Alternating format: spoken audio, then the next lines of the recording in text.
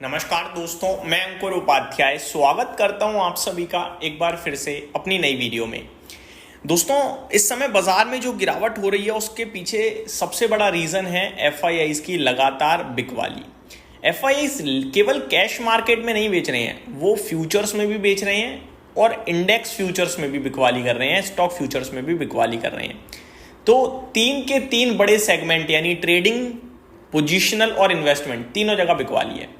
पहला सवाल तो ये है कि क्यों चल रही है ये बिकवाली, और दूसरा मैं डेटा आपके साथ शेयर करना चाहूंगा कि कितनी बिकवाली उन्होंने कर दी है और कितनी इतने बड़े लेवल पे सेलिंग होने के बाद भी बाजार पे कितना फर्क पड़ा है, वो आप जब देखोगे तो शॉक में रह जाओगे। पहले मैं आपको बताना चाहता हूँ ये जो सेलिंग हो रही है इसके पीछे रीजन देखो, बेचने वाले के अलावा किसी को नहीं पता, लेकिन जब आप डेटा खंगालने निकलते हो तो आपको कुछ ना कुछ तो मिलता है। डेटा की माने तो वो ये कह रहा है कि चाइना, जिसके वैल्यूएशन बहुत ही कंफर्टेबल है और ग्रोथ दिख रही है, वहां पे एफआईआईज़ का निवेश जा रहा है।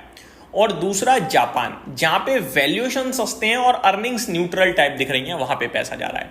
तो वैल्यूएशंस अट्रैक्ट कर रहे हैं एफआईआईज़ को, आप ये कह सकते हैं।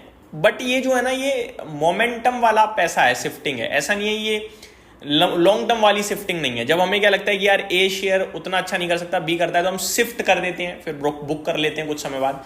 ये इस प्रकार की आई थिंक रोटेशन है बाजार में पैसे का। आप यहाँ पे ये सोचो कि यार लॉन्ग टर्म के लिए चेंज हो रहा है व्यू, या एफआईआईज़ भारत को लेकर नेगेटिव है, आई थिंक वो एक गलत डिसीजन होगा।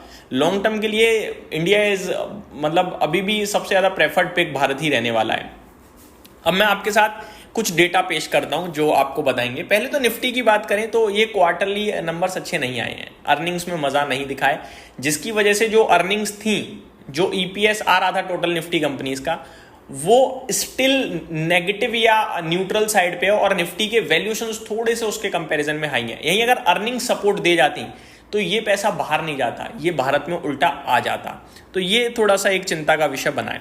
अब अगर मैं एफआईआईज़ के डेटा पे आऊं तो मंथली डेटा आपके साथ शेयर करता हूं। पहले जुलाई मंथ में एफआईआईज़ ने 47,666 करोड़ की सेलिंग करी है। ये एक सिंगल मंथ में कैश मार्केट की बिकवाली है, 47,666। ठीक है, अब दूसरा सुनिए, फ्यूचर्स में एफआईआईज़ ने 43,000 करोड़ की बिकवाली करी है। ऑलमोस्ट 1 लाख करोड़ का माल बेच दिया इन्होंने दोनों सेगमेंट में मिलाकर। और बाजार आपका कितना गिरा? हम लोगों ने हाई लगाया था जुलाई स्टार्टिंग या मिड जुलाई में अराउंड 25,700 के समथिंग का, ठीक है, 700-800 के समथिंग का। और अभी हमारा बाजार 24,565 पे है, यानी ऊपर से 1300 पॉइंट, मोटा मोटी 1200-1300 पॉइंट्स। कितने होते हैं परसेंटेज टर्म्स में? ये 4 से 5%, 4-5% भारतीय बाजार गिरा है, जबकि 1 लाख करोड़ की बिकवाली हो गई है। 1 लाख करोड़ की बिकवाली आपको मैं बताना चाहूंगा कितनी होती है। कोविड जब था ना, तो एफआईआईज़ ने 1 लाख करोड़ बेचा था, निफ्टी 40% टूट गया था। तो ये आपको दर्शा रहा है कि नो डाउट अगर एफआईआईज़ बेच भी रहे हैं ना, तो हमारे पास डीआईआईज़ हैं एज अ बायर। हमारे पास जो एसआईपी में निवेश कर रहा है वो व्यक्ति जरा भी नहीं डर रहा। अब आप ये फिगर सुनिए, जुलाई में डीआईआईज़ ने 61,000 करोड़ की बाइंग करी है, 61,000 करोड़ की बाइंग। तो ये जो है ना, ये समझदार निवेशक हैं, ये डर या घबरा नहीं रहे हैं। अभी ये मान लो कि रिटेल शांत बैठा हुआ है, आप और हम क्या ऐसे बाजार में पैसा लगाने के बारे में सोच रहे हैं? नहीं सोचते, क्योंकि बन नहीं रहा है। सोचो अगर हम और आप भी पैसा लगाने लगे तो कितने बड़े लेवल पे बाजार में हम पैसा फ्लो कहीं ना कहीं इन्फ्यूज करेंगे। तो ये जो चीज होगी अगर, तो बाजार वापस से वैसे ही भागेगा जैसे 2024 जनवरी में भाग रहा था। तो कहने वाली बात यह है कि अभी केवल और केवल वो जो एसआईपी वाला इन्वेस्टर है ना, वो सपोर्ट दे रहा है बाजार को, डीआईआई सपोर्ट दे रहे हैं। रिटेल शांत है, रिटेल भी डर नहीं रहा है कि बाजार क्रैश हो जाएगा, ऐसा कुछ नहीं है। लोग ये नहीं कहते हैं सब छोड़ के भाग जाओ, वो कुछ लोग हैं जो कहते हैं ऐसे, ज्यादातर यही कहते हैं कि अपॉर्चुनिटी है, गिरावट है, मौका है, आगे चलकर दोबारा पैसा बनेगा, लेने का ही समय है। तो ये जो सोच बदली है लोगों की, ये सबसे ज्यादा मोटिवेट करती है मार्केट को। एफआईआईज़ हालांकि क्यों बेच रहे हैं, इसका जवाब मैंने आपको जो शुरू में दिया बस वही हो सकता है, इसके अलावा कुछ नहीं दिखता। अब मैं दूसरे डेटा पे आपके साथ आता हूं। एफआईआईज़ के जो परसेंटेज टर्म्स में इंडिया में इन्वेस्टमेंट पहले करीब 25-26% का हुआ करता था, वो घटकर 17% के करीब रह गया है भाई साहब।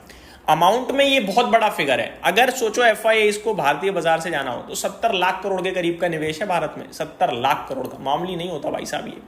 तो FIIs अगर बाहर जाना चाहेंगे तो फिर इतना मोटा पैसा नहीं लगाएंगे भारत में। ये हाईएस्ट एवर भारत में उनका जो पैसा लगा हुआ है, हाईएस्ट एवर।